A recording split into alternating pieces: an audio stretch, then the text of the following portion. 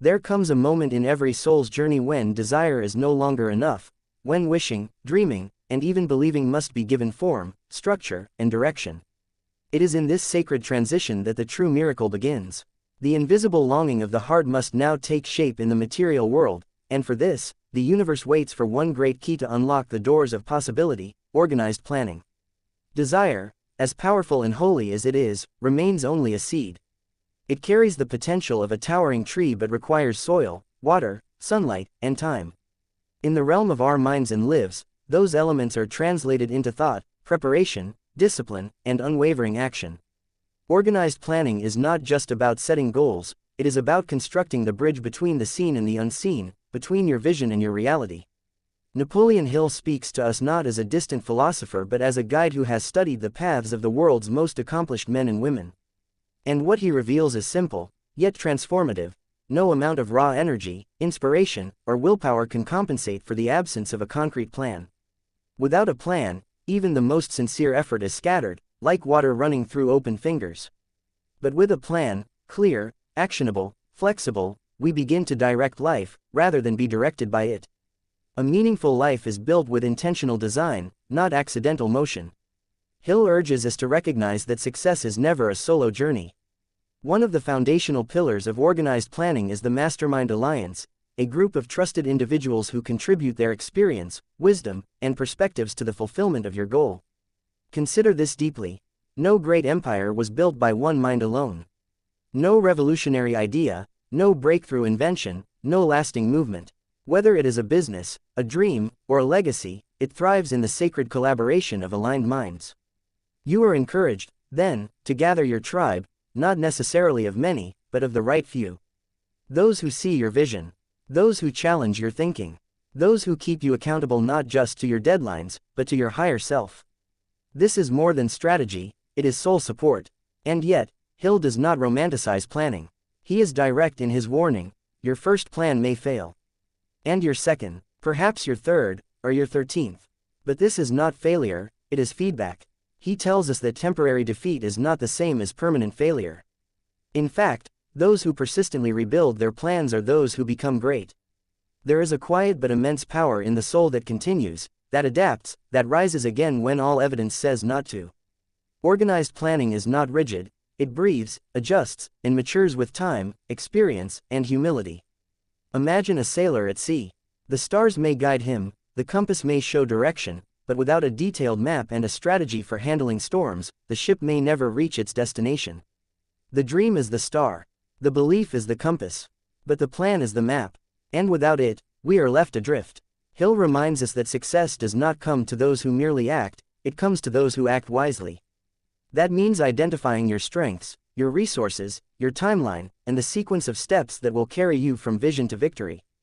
This is not busywork, it is sacred architecture. Just as a builder does not begin construction without blueprints, your life's mission must be designed with clarity, precision, and a long view of the horizon.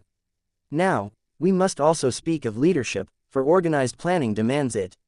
Whether you are leading yourself or others, you must embody certain traits: unwavering courage, self-control, keen sense of justice, definiteness of decision, and a willingness to shoulder responsibility without shifting blame.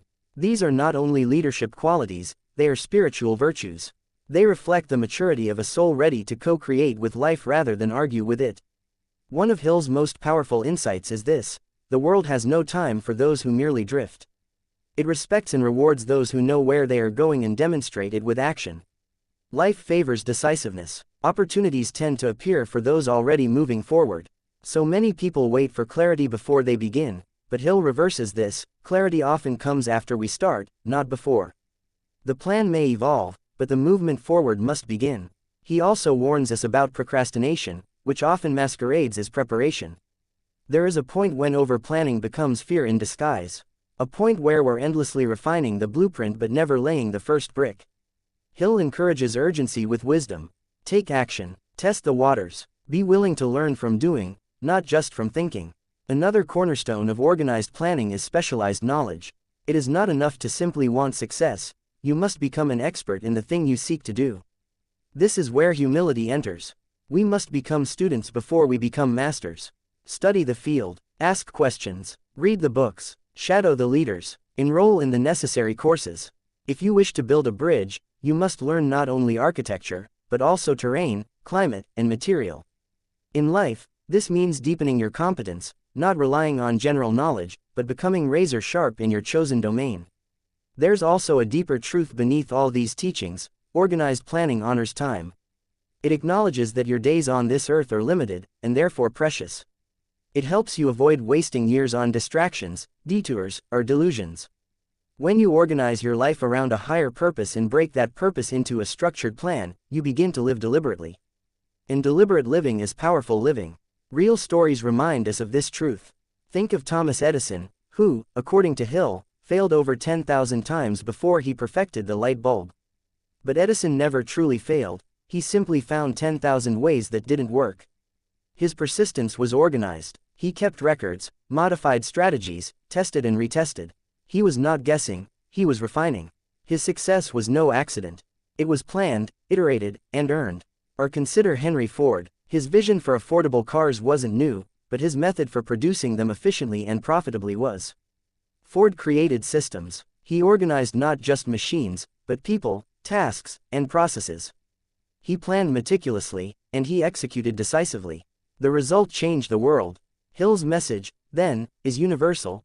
Whether your dream is a small business, a book, a healing practice, a global mission, or simply a better life, you must bring your desire into form.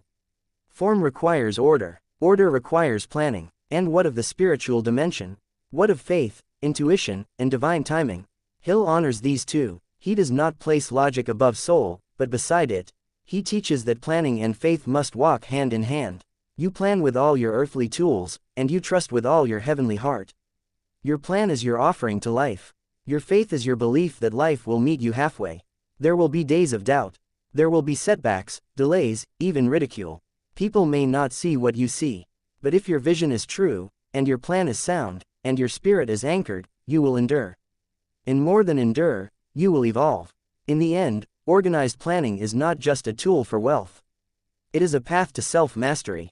It teaches you to become a steward of your own future, a conscious creator of your circumstances, and a wise leader of your days. It brings your dreams out of the fog of possibility and into the clear light of execution. So begin. Begin now. Begin with what you have. Write your plan. Test it. Revise it. Build your alliance. Sharpen your knowledge. Set your steps. And walk them, one by one. The world does not need more dreamers alone. It needs builders of dreams. And you, dear soul, are meant to be both.